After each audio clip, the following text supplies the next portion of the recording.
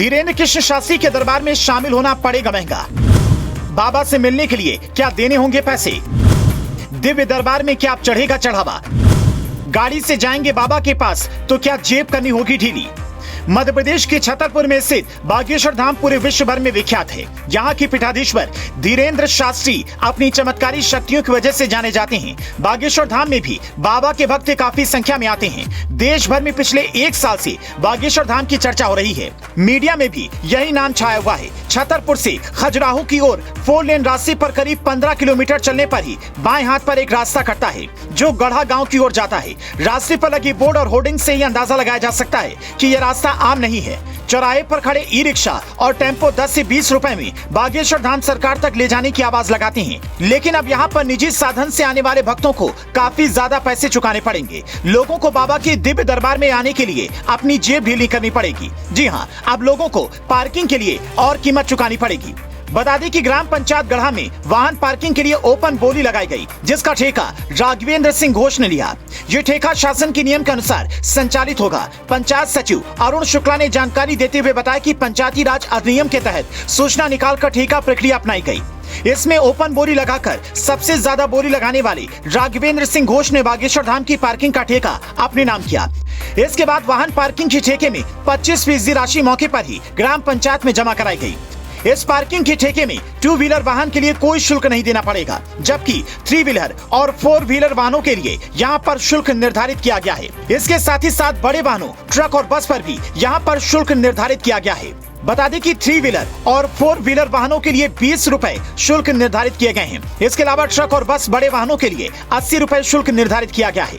ऐसे में अब बागेश्वर धाम आने वाले श्रद्धालुओं को अपनी वाहन पार्किंग के लिए शुल्क देना पड़ेगा। साथ ही आपको बता दें कि इसके पहले भी यहाँ पर पार्किंग के लिए ठेका लिया गया था। वहीं अगर आप बागेश्वर धाम घूमने आते हैं तो आपका खर्च ट्रेन फ्लाइट के अलावा 4 से 5 हजार रुपए में हो जाएगा। इसमें गाड़ी, होटल, पार्किंग का खर्च शामिल है। आपको बता दें कि बागेश्वर धाम मध्य प्रदेश राज्य के छतरपुर जिले में स्थित है। यहाँ की पीठाधीश्वर धीरेन्द्र कृष्ण शास्त्री हैं।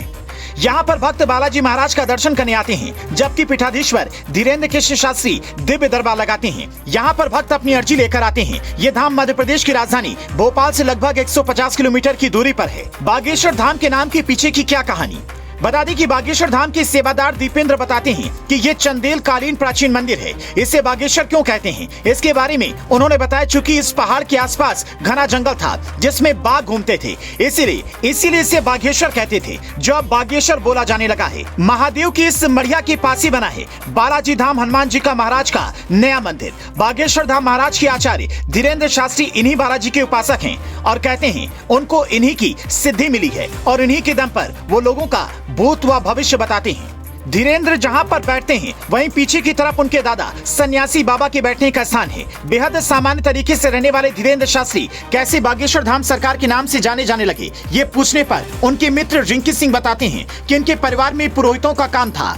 इनके दादा भी यही काम करते थे, यानी पर्चे पर कुछ लिखकर भूत भविष्य बताने का काम। शुरुआती दिनों की छोटी मोटी पुरोहिताई के बाद धीरेन्द्र शास्त्री राम कथा करने लगे। आसपास की गांव में कथा से जो मिलता था उसे रख लेते थे। इस बीच कुछ कथित सिद्धियों के चलते उनकी तरफ से बताई गई बातें सच होने लगी तो उनका दरबार बड़ा होता गया। कोरोना काल और YouTube ने पूरे देश में बाबा को किया पॉपुलर। कोरोना काल और सोशल मीडिया के प्रचार ने बाबा को काफी लोकप्रिय बनाया। लोगों ने घर बैठे खूब कथा सुनी, लाइव प्रसारण देखा और YouTube ने उन्हें देश भर में पहुंचा दिया। बस फिर क्या था, महाराज की ठेठ बुंदेली बोली, उनका लड़कपन, बोल चाल की अदा, अपने बालाजी पर अटूट भरोसे ने ही उनको पिछले 2 साल में भारी लोकप्रिय कर दिया। हर मंगलवार और शनिवार को गढ़ा गांव में मेला लगता है। धीरेन्द्र शास्त्री की राम कथा की अगले 2 साल तक की भरपूर बुकिंग है।